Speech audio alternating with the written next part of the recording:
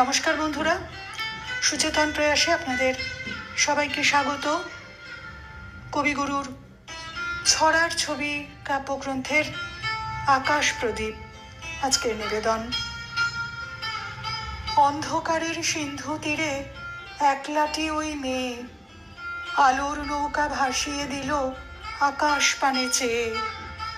মা যে তাহার স্বর্গে গেছে এই কথা সে জানে। ওই প্রদীপের খেয়া বেয়ে আসবে ঘরের পানে। পৃথিবীতে অসংখ্য লোক, অগুণ্য তার পথ, অজানা দেশ কত আছে, অচেনা পর্বত। তারই মধ্যে স্বর্গ থেকে ছোট্ট ঘরের কোণ, যায় কি দেখা যেথায় থাকে দুটিতে ভাই বোন।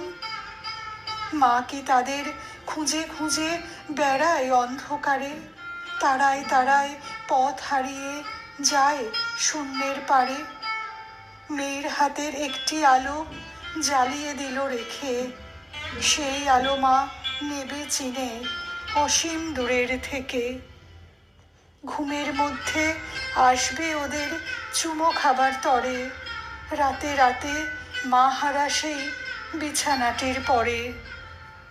নমস্কার।